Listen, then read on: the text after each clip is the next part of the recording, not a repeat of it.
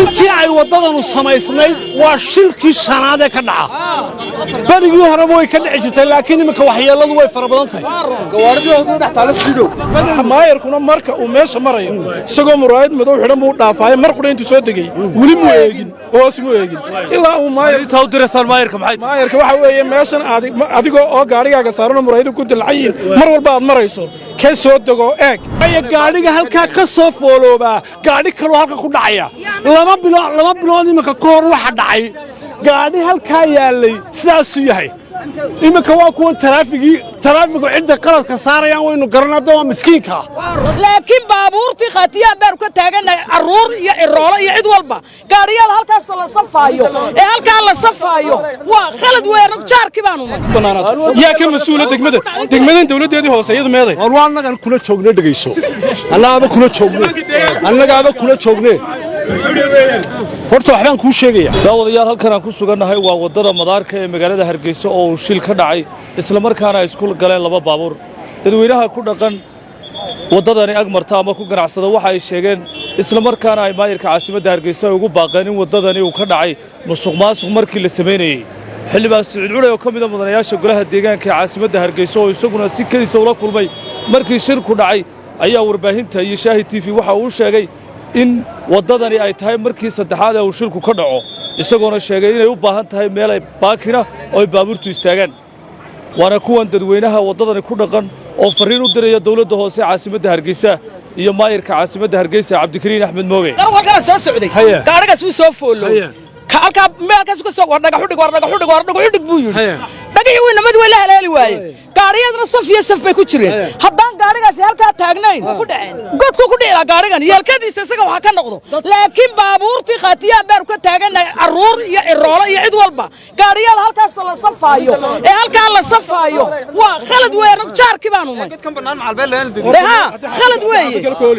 dhaga oo degmooyinka magaalada Hargeysa mid kamid ah ku ooli lahaa inta may qaadateen xildhibaan waxa sababtuna waxa weeye in ay ku taalo deegaankii idinka la idinka soo doortay oo maayirku ka soo jeedo ayuu ku eegayaa dhibaatada inta leeganay ummadda maalmo ku daataan qoladii hore meesha sameeynayayna maydaan gaargaraynin imanka markii dambana ummadda iyo gaadiidka midna umaydaan daryeelin oo tacaanka meesha marka ma aha in qofku ay cid kana la iska dhisayo halkaana maalin walba ay nooca ahaato dadku ku daataan xooluhu ku daataan gaadiid ku daato dul banaanaad yaa ka mas'uula degmadan dawladeedii hoose iyadu meeday war annagan kula joogna dhageyso annaga kula joogne horta waxbaan kuu sheegaya mas'uuliyaddu cid walba way saarantay مسؤوليته الضراوة كي سارنتي مسؤوليته ضد كشارك عبي سارنتي مسؤوليته حكومة دي سارنتي مسؤوليته الدولة ده هوسي سارنتي وضد إنه ما أنت تشوقنا ويطلع حمايستي ويطلع حمايستي هرانا وانو هذلي بقول شهر بان كهذلي دقيقة أنكو أنو مركان وضد كهذلينا عدو شهدا مودسين من مودن هذا مودي يدقيست ها ما ها يدقيست إيه وحبان دي الشيء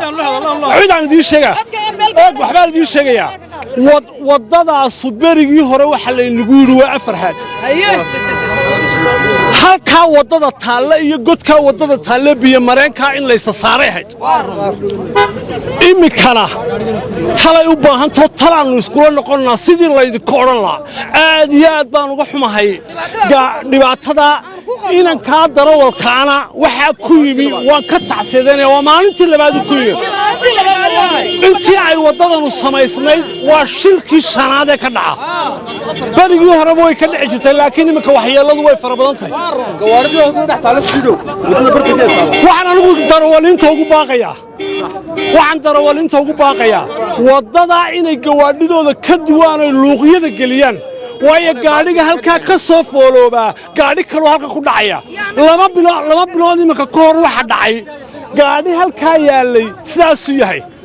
iminka waa kuwan taraafigu cidda qaladka saarayaan waynu garanada waa miskiinka in xal la keenaa shacab iyo dawlad hoosaba waa muhiim oo waliba wadadan laga keenaa waana ku mahadsantihiin waxaad tirahdeen halkii la dhigi lahaa waa tan go'aane baari ka meerada loo diray maxaa loo banin weyn xaq baa u leedin ilaa waa wadada barta anigu waan kuu sheegayaa wadadaasu way tala xumaysatay wayn jirneer xumaysatay dhib badanna waanu ka hadalnay qaladkeeda cid waliba way leedahay xukuumaddii gaadhgarayn lahayd way leedahay dawladdii hoose ee ku la doonaya inay wadataana qaladkeeda way leedahay wadadan in macna loo keeno weeyaan maalin walba in dad ku dhintaan maahe way adiga baa dawladda hoose ka tirsan xildhibaan miyaanad ahayn inaad adigu gaarsiiso cidday khusayso imika sanad iyo 9 bilood anigu wadadaas baan ka hadlayay xataa waan fuudhiyey xataa waan fuudhiyey mitir baan u soo qaatay deegaanka iyagu markii aan wadadan u hagaajinay waxay moodayeen inaan qof u jeedade qaladna way ahayd danta guudna haddii dhinacyada la iska taagi waa tanoo kale unbaa dhacda taanu ka digaynana tan unbaa ahayd hor ma ahayde horta wadadan ciddii waxaad moodaysay qoladii qandaraaska la siiyey mooyaane in cid loo dhisayo iyo cid ka eeganaysaa midna aanay jirin dawladdii dhexana may jirin oo wasaaraddii hawlaha guud may joogin dawladdii hoosena may joogin caasimaddana dawladda hoose ka mas-uula fulinna way leeyihiin in cid ay iska xir saartay oo weli eegtay ama biyo mareenka qaabka loo sameeyey ama waddada cabirkeedii ahayd cid ay tahay cid gaadhgaraysay ma jirto maayarkuna marka uu meesha marayo isagoo muraayad madow xidhan buu dhaafaayo mar qudha intuu soo degay weli muu eegin hoos muu eegin ilaa uu intaa u diraysaan maayarka maxay maayarka waxa weeye meeshan adigoo oo gaadhigaaga saaranoo muraayadu ku dilcayiin mar walba aad marayso ka soo dego eeg oo ummadda sidii wax looga qaban lahaa waa ummaddii ku dooratay ummadda ayay kaa sugaysaa